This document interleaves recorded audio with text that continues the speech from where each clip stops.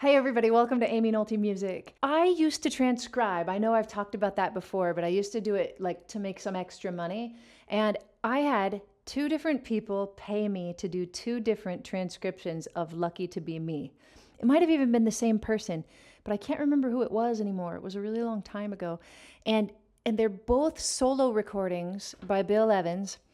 And one of them is the one that everybody knows, the Riverside recording, Everybody Digs Bill Evans record. It's this one, but this is a mystery. I have asked a lot of people to help me figure out where it came from, and we can't do it. Like, nobody can find it. Maybe one of you can help me. I'm going to refer to it today as the mystery recording. It's so much like the Everybody Digs Bill Evans recording that you would almost think it's the same one unless you listened closely and actually transcribed it, because they're different. There are enough similarities that make a very interesting video that I put out for you right now that's coming up. Oh my gosh, that's what we're going to talk about today. The differences in Bill Evans' improvisation and arranging of Lucky to Be Me, because we know that he arranged the crap out of songs, right? He figured them out, just detail after detail, voicing after voicing, voice leadings and extra tiny counter melodies and rhythmic intricacies. We know that, but how often do we get to hear his solo recording of the same piece performed side by side with extra little differences, because he was also an improviser? Well, maybe not very often, but today you sure do. Let's dive in and take a look at it. Let's dive in and take a look at them. Both transcriptions are identical, nearly identical. The first difference in these recordings happen on the very first notes, the pickup. The Riverside recordings, which I will refer to as Everybody Digs Bill Evans, that one starts with a C13 chord. Just a nice open voicing of C13 that we see all the time. But on the mystery recording, he leaves out the 13 and the 7 so that we just have this rub for the beginning. They both sound great, and then they're identical all the way until bar 4.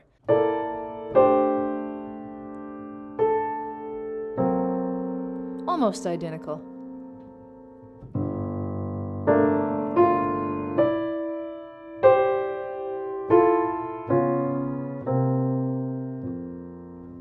This is where they differ. The mystery recording leaves out the left hand. Everybody Digs Bill Evans recording, he has the root. And then they're the same after that.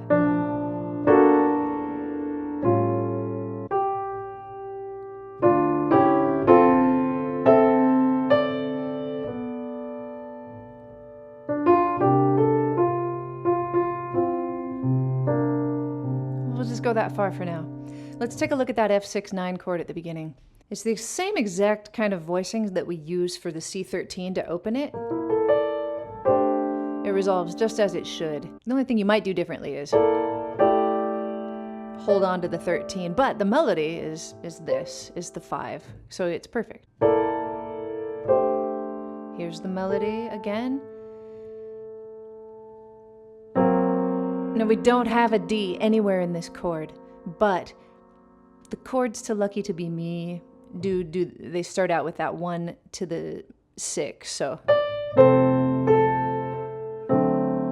like a D7, right? So we're just gonna assume that that's what he meant, but he left it out. That's what we're gonna see as we go along, is that he leaves a lot of things out.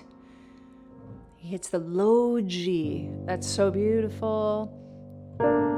This cluster is so nice. But he leaves everything out here. It's a C9 chord.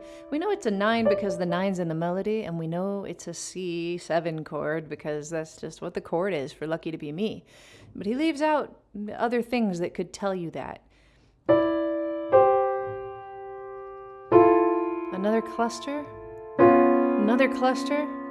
This one he adds the root. And he could just have gone right straight from the F chord to the C minor, but he added the D flat 7 as like a cool guide into the C minor. And also a tritone substitution if you wanted to make it G7, which he could have done. But that would have sounded really like traditional jazz. So to put the tritone substitution in takes that 3rd and 7 of G7, which leads us to the C minor. But instead, we substitute out the root. So now we have the 7 and 3rd of D flat 7. Sounds much more hip, sophisticated. All right, so now in the mystery recording, he leaves out the root. And I think in this mystery recording, he leaves out a lot of things, because maybe it was done later, maybe it was an alternate take, maybe he just had a different feeling. But either way,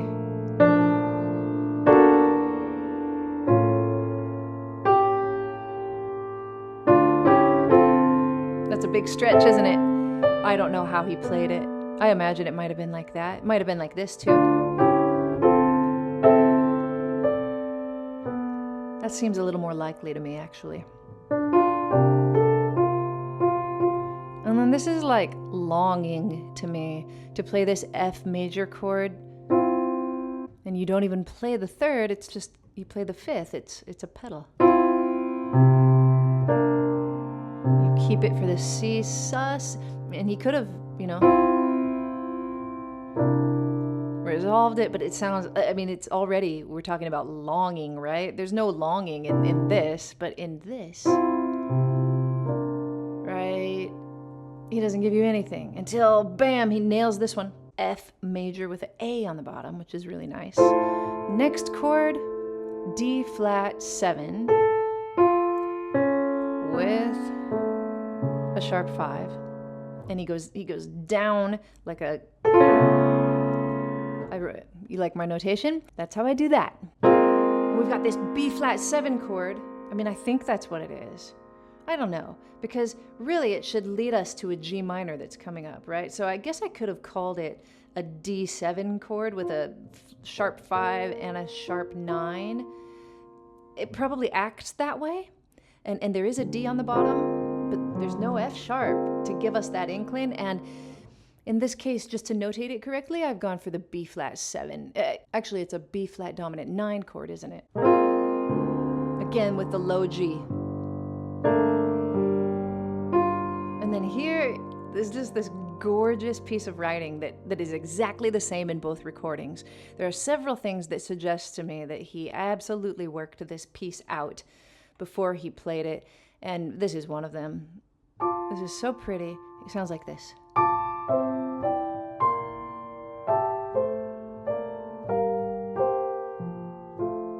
Isn't that nice? Listen to the left hand alone.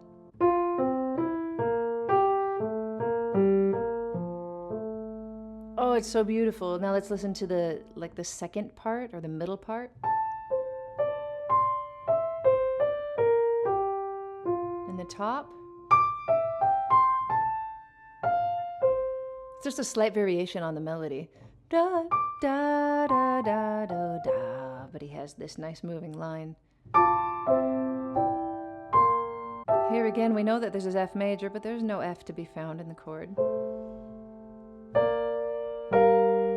This is like G minor 7, isn't it? I'm just kind of calling it F sus for a second until we resolve. Same thing, both recordings. I love this chord. I use it all the time. I'm calling it an E half diminished 9 because we've got the natural 9 in there. And we should go to an A7 chord because we're going to a D minor chord. That's our new home or our center, but he does another tritone substitution here. So it's an E flat 7 instead of an A7. And then we've got this really cool D minor major 7 chord. And he doubles up. Both recordings he doubles up. Identical, both recordings. Here too.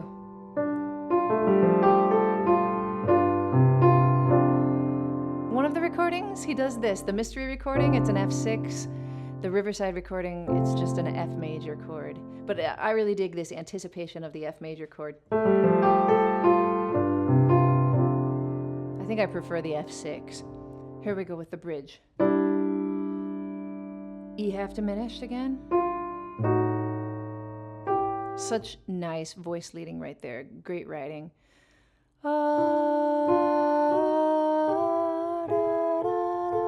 That would be the lower part, and then the middle part.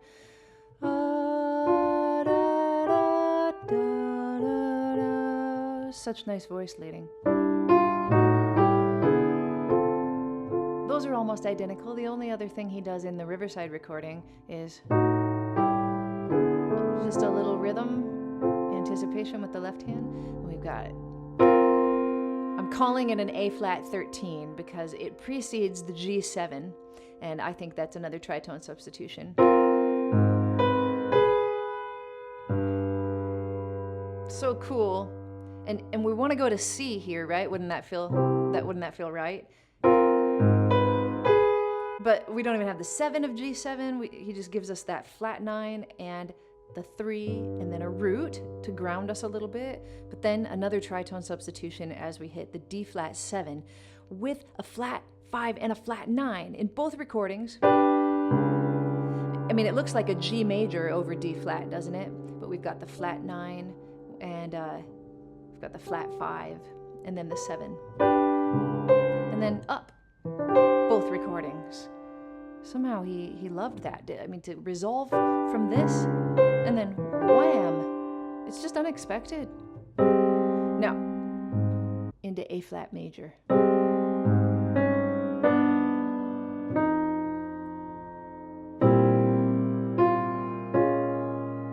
That's such a nice way to get to the B flat minor 7 chord, isn't it? To approach it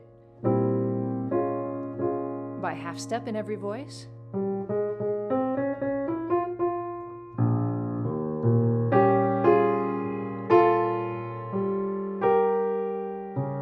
That's pretty straightforward. That's like the most straightforward thing he's done so far. He stays pretty straightforward here too.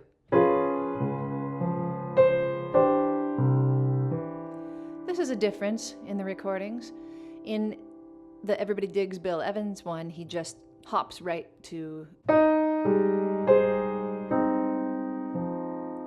But in the mystery recording, after he hits the D flat chord,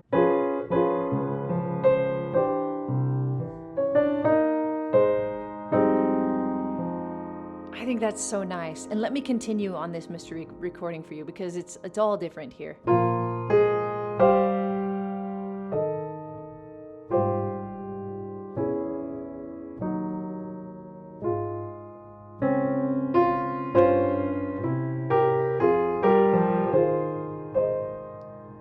I'm going to stop right here.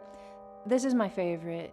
I much prefer the alternate take mystery recording because I love this chord on the B flat 13 spot here. We've just got a 7 with the left hand and it's a G major, which gives us the 13 and the flat 9. And the other recording, he chooses a different extension. So it's still B flat 13. We still have these notes. He gives us the 3rd on the bottom. He adds this, and he also adds a C major chord on the top. So instead we get a sharp 11. Let me play the last bit from the other recording. This is Everybody Digs Bill Evans. Abrupt. Bill Evans was quite advanced rhythmically. That kind of a thing I would never think to do, I don't think, but he always has these beautiful rhythmic lines that juxtapose each other, and no exception here. Isn't it nice how those line up?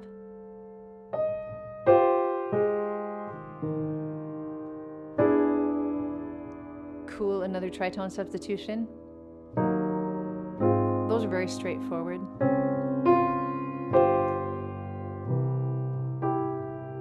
And then this one is an F minor 6, which is totally different from the other recording. And here comes this extension we talked about. Both recordings are identical here.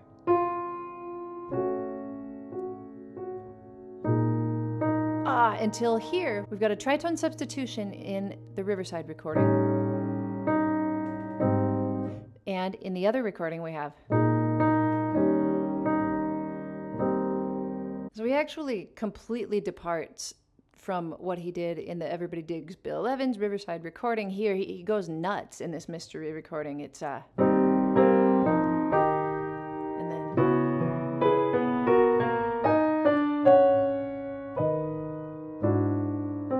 and it's all that rhythmic juxtaposition again. Beautiful. But let's listen to the other one, the Riverside.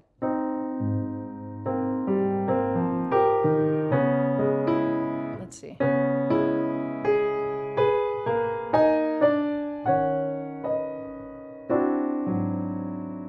It's nice too. Let's look at this chord. This is a really cool chord. You could just call it like a G sharp whole tone scale kind of chord.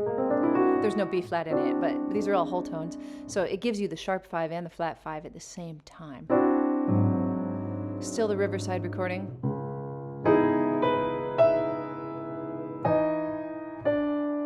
This is cool, and we see it a few times when we get to this F sharp 13 chord.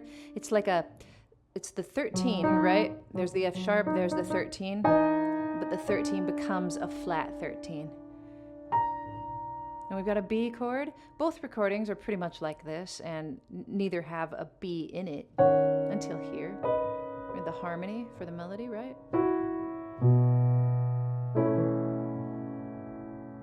Beautiful. Both of these are pretty identical.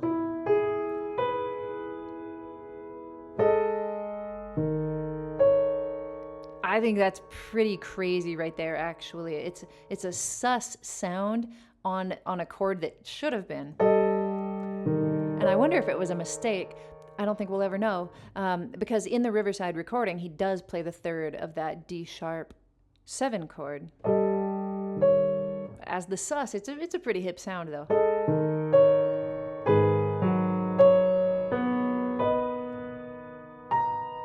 Let's see, what's this one? And that's a really nice C sharp 9 chord, just a nice open voicing. This is the mystery recording I'm playing from.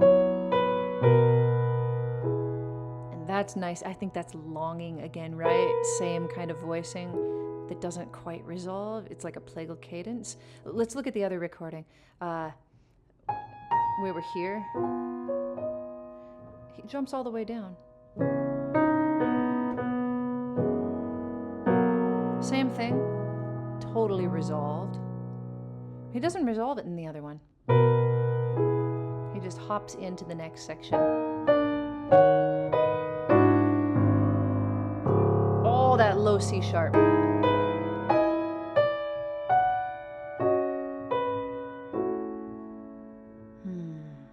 There's no B7 here like there should be. It just goes straight to E.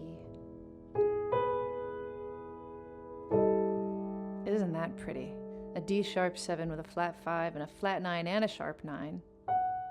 Right there.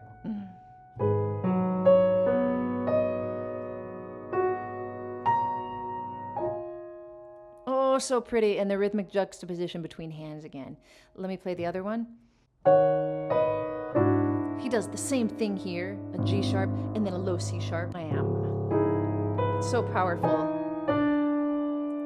So he takes this 13 again that becomes a flat 13 and plays it with both thumbs.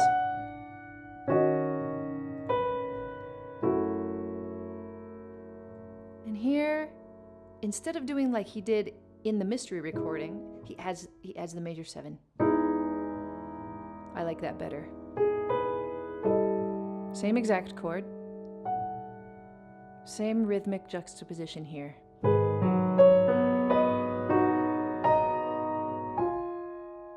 Both are the same here.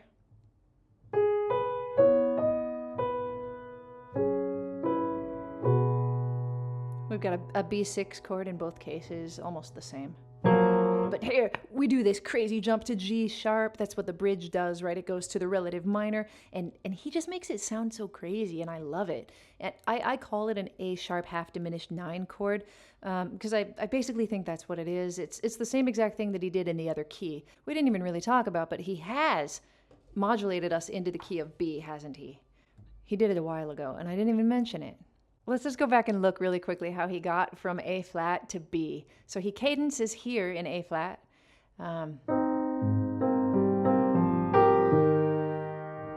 here's the 2.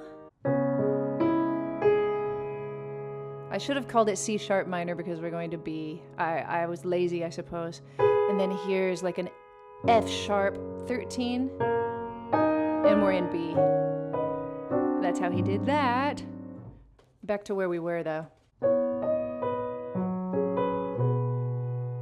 Right, here's the craziness with the bridge. Now this is a hard chord to name, but I think that its function is a D sharp 7 chord, so this is what I've called it. It's a hairy tritone with a perfect 4th on top. Isn't that nice? Let's listen to it in the other version. No, it's the same in the other version. The other version is identical.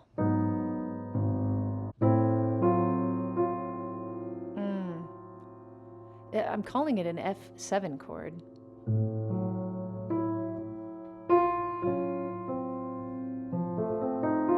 With a flat 9, I think that's what it is. It's kind of a crazy chord though. I mean, you could also call it like an A augmented chord, I suppose, but it doesn't even have a C sharp. I don't know. It also is kind of like a D, but definitely when you play the D, it sounds wrong. Both recordings have this exact counter melody.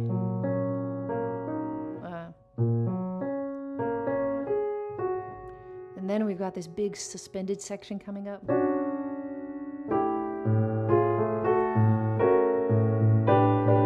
It's the same thing in both recordings. So beautiful. G7. Anticipation of an F13 chord that isn't resolving yet, but now it does with both fingers, again with the sharp 13, or with the regular 13 and then the flat 13. Same thing as before.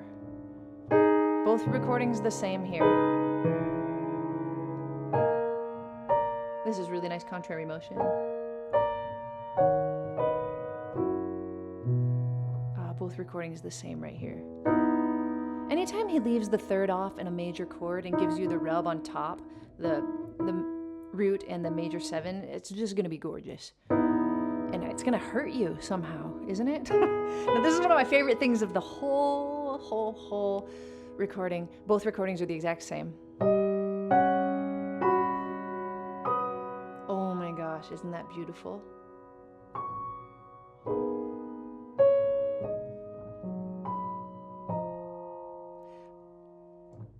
Let's go back and study it for a second. We've got a tritone to start off, and we're on like a D sharp 13. So if it's easier for you, you can think of it as an E flat 13 chord, like an E flat 7. And then with our right hand, we're gonna actually hit the sharp 9 up here, right there.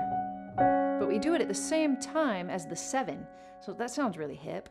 We've got a tritone that happens, and then a perfect 4th, and then another perfect 4th. And with the right hand, we've got a major triad that happens, like a B triad. That's all. Here we've got a minor 6th, and then we've got a perfect 4th happening, another perfect 4th happening, and then a major 3rd. It's so pretty. It'd be a great idea to practice that in all the keys. I'll let you know if I ever do that. Then he just draws out the ending for us, and both recordings are the same.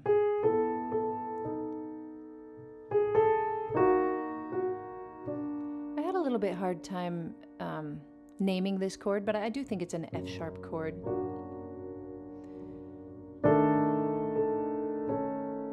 So gorgeous. And then he doesn't play the F sharp. You want it to, but it doesn't yet. There we go.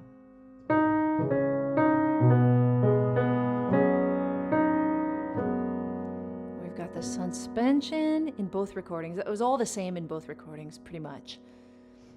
And then I wonder if we learn why he chose the key of B right here, because it is so dang beautiful. Those notes. Ah.